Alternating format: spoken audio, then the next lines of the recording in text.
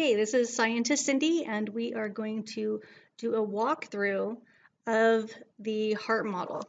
Okay, this is the largest heart model that you're going to need to know for your practical exam. Okay, so this entire thing is the heart, and we have 4 chambers. We have and remember we're in anatomical position, right? So it is switched. This would actually be the right side of the heart, and this would be the left side of the heart. Okay. So this area here, so this is going to be the right atrium, the right ventricle,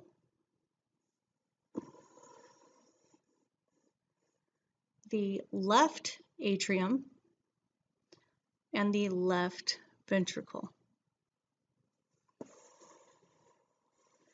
The base of the heart would be this top fatter part, and the apex is going to be the pointed region down here, the apex of the heart.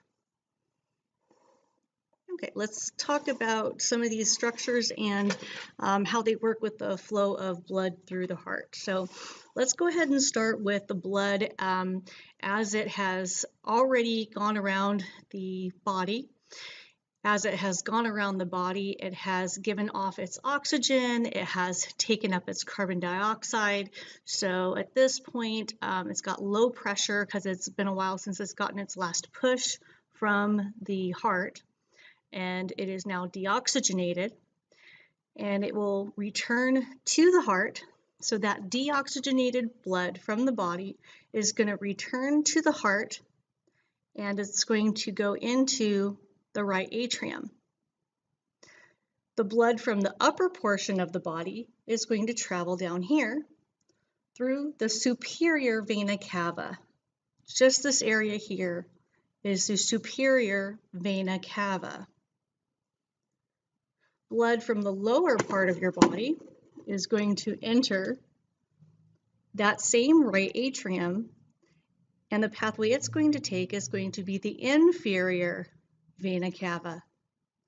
The inferior vena cava. So deoxygenated blood from the body enters into the right atrium using the superior and inferior vena cava. Now, once that deoxygenated blood is in the right atrium, it then is going to travel through a valve that we can't see here, but the name of that valve is the tricuspid valve. From there, it's going to travel into the right ventricle. From the right ventricle, the heart is going to contract, which is going to push that blood out of the heart. It passes another valve at that point. It's going to pass through the pulmonary semilunar valve, which we will see when we peel this guy open. After it goes through the pulmonary semilunar valve, it's going to go to this region here. The first region that we see here is called the pulmonary trunk. The pulmonary trunk is an artery. Remember, arteries by definition are going away from the heart. So this is the pulmonary trunk. Now the pulmonary trunk is going to branch off. Okay? The pulmonary trunk branches off to form the right pulmonary artery, and I think it's easier if I flip it around back. And the other branch is here. Okay, so you can see one on one side, and this is the other branch here, and this is the left pulmonary artery. Okay. So, left pulmonary artery is here, and we can also do it on the other side too. So the top blue one here is going to be the right pulmonary artery. Okay, so the pulmonary arteries are going to send that deoxygenated blood to the lungs. As that blood passes through the lungs, it's going to give up its carbon dioxide. It's going to It's going to gain oxygen molecules, and it's going to now become oxygenated blood. So that oxygenated blood now is going to return to the heart from the lungs. So from the lungs, that oxygenated blood is going to travel through the pulmonary veins. These are on the right side of the body. So these are the right pulmonary veins. The right pulmonary veins are going to carry oxygenated blood from the right lung through the right pulmonary veins, and that blood will end up here in the left atrium. Okay. Now on the left side, we have the left pulmonary veins. The left pulmonary veins are going to carry oxygenated blood from the left lung, and it's also going to go to the same left atrium. Okay. So, just to recap, deoxygenated blood from the body is always going to be entering the right atrium. Now, when we're talking about the left atrium like we are now, the left atrium is always going to be receiving oxygenated blood from the lungs. So once it is here, then it's going to pass through a valve, which we can't see here, but the name of that valve is the mitral valve, or the bicuspid valve is another name for that, and it will enter the left ventricle. At that point, the ventricle will contract, which is going to push blood up into the aorta. When it pushes up from the left ventricle into the aorta, it passes another valve. This valve is the aortic semilunar valve. And we'll see those valves when we peel this thing open. Okay, this entire area here in red is the aorta. Okay, it's got more of it on this side too. Now, the aorta has some different regions. We call this point here the ascending aorta, because here the blood will be ascending in the body. From about this point here, where you see these three superior branches coming off, this region that is associated with these branches, this is called the aortic arch. The aortic arch.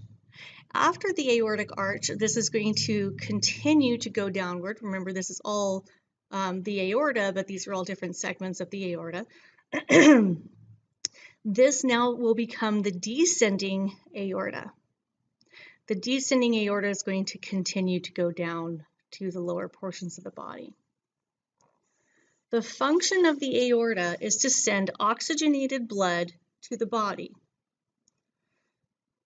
These three branches here are responsible for sending blood to the upper portions of the body, whereas the descending portion of the aorta is going to continue to go down and send blood to the lower regions of the body. Okay.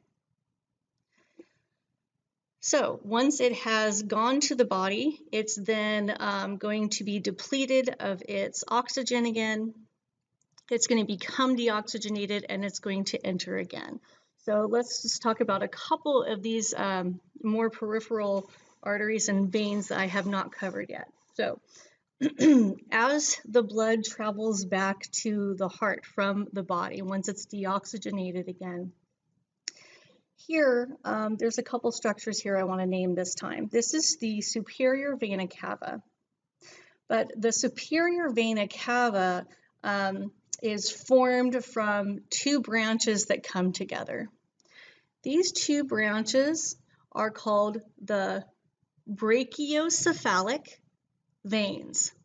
Okay, the one on the left side of the heart would be the left brachiocephalic vein. The one on the right side of the heart will be the right brachiocephalic vein. And if you think about the name, brachio means arm, cephalic means head.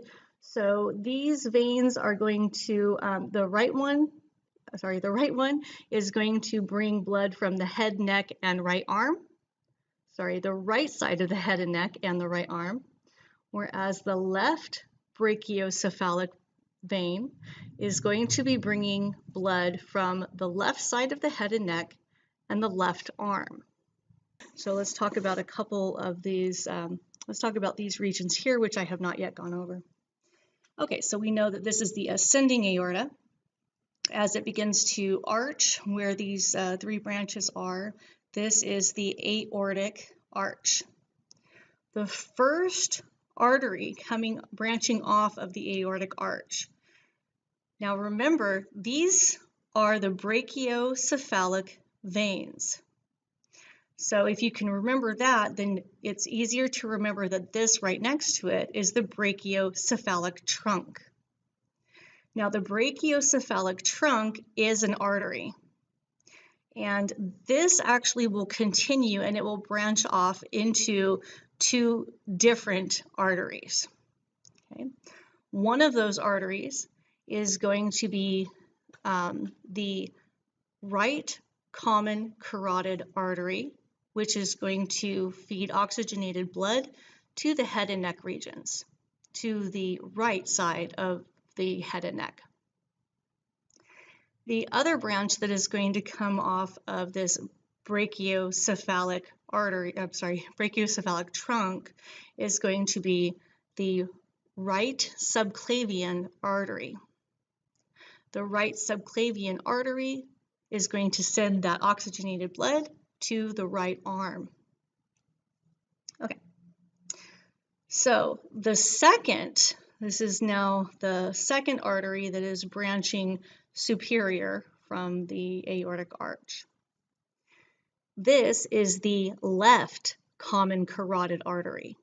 Okay, the left common carotid artery is going to send oxygenated blood to the left side of the head and neck.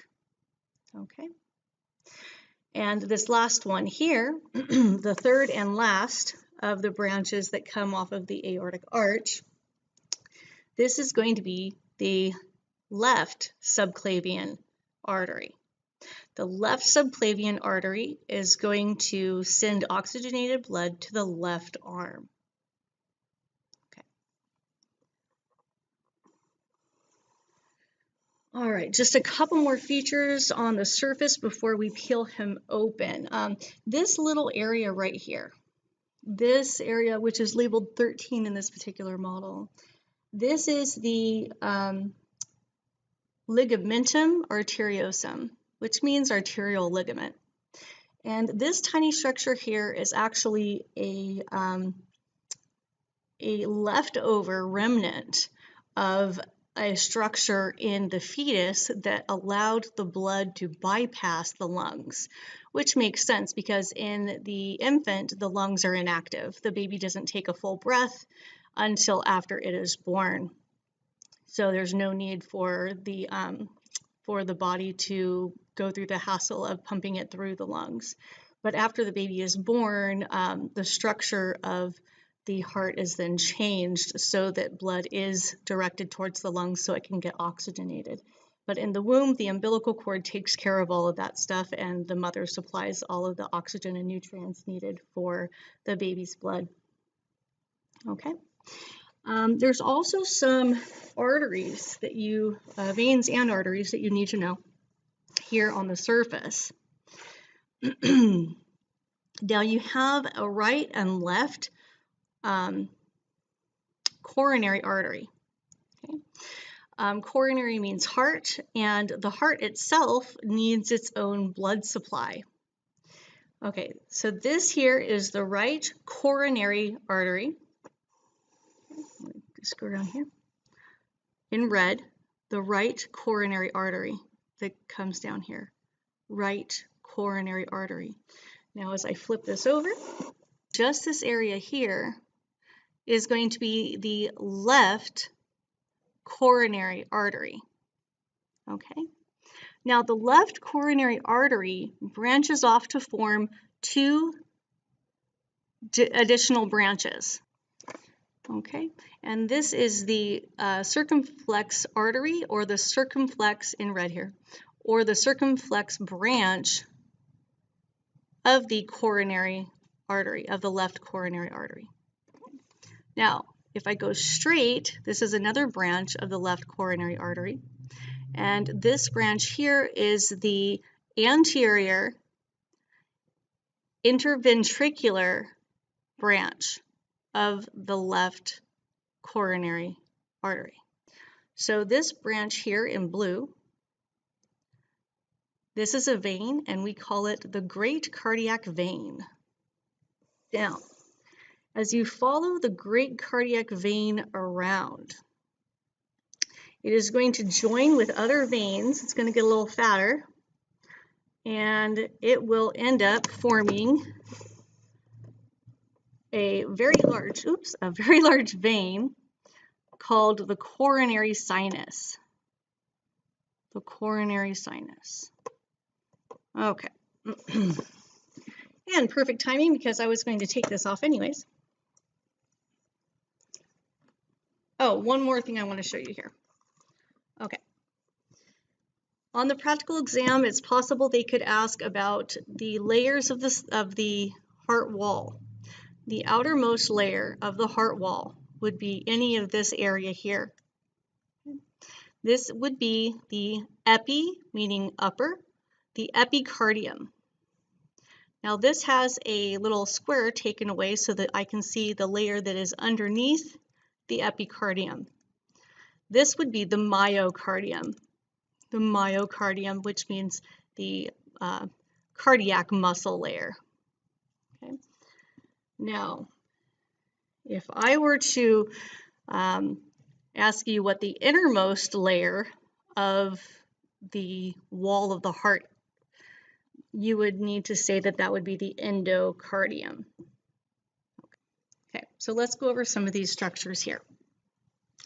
So now my right side of the heart is going to be on my right side, where before it was reversed. So this is going to be the right atrium. Okay, the right atrium. Remember, this is where the deoxygenated blood comes in from the body. This area, let me get a little closer here. Okay. There is a septum that separates the chambers from each other. Okay. The septum that separates the right and left atrium or atria is called the interatrial septum.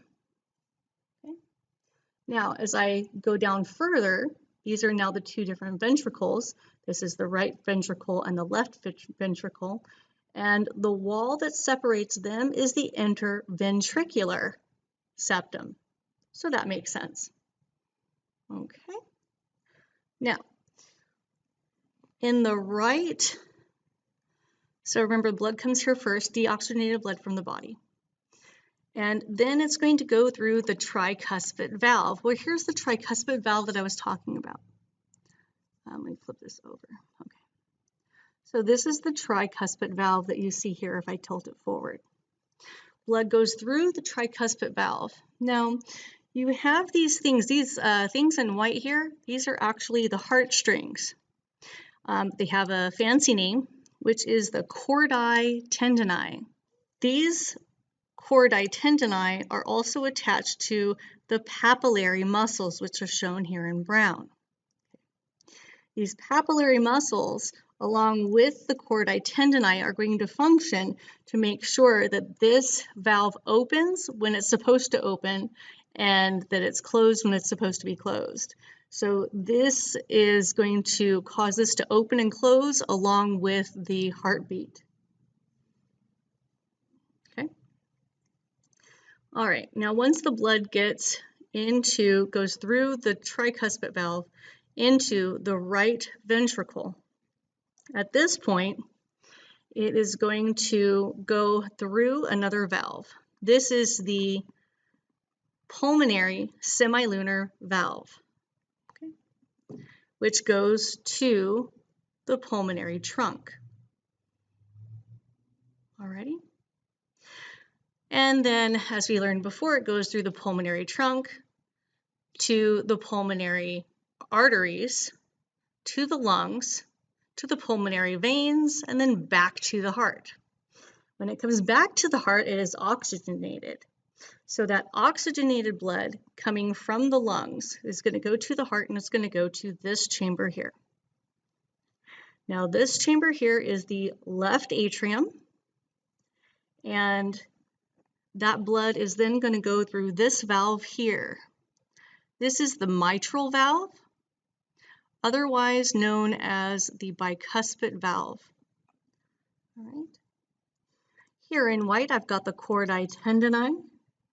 Here are the papillary muscles. Blood is going to wait for the valve to open, and then it's going to go through, and it's going to end up in the left ventricle. All right. Now, the left ventricle is then going to contract. When the left ventricle contracts, that blood is now going to leave the heart and go into the aorta. So in this model, the valve that leads to the aorta is only on the other portion. So let me bring that portion over. Okay. And let me go ahead and hold you there real quick just so I can show you what those same structures that I just talked about, what they look like on this side of the model. All right. So this is the superior vena cava. This is the right atrium. Okay. So in the right atrium here, this area here would be considered the interatrial septum. Okay. This would be the interventricular septum. This is the other portion of that valve that we saw on the other part. Okay. So this is the tricuspid valve. The tricuspid valve, the chordae tendineae, the papillary muscles, the entire thing would be the right ventricle. All right. And we saw on the other side, it then goes through the pulmonary semilunar valve, through to the pulmonary trunk, to the pulmonary arteries, to the lungs, to the pulmonary veins, and then back to the heart, which would go to the left atrium.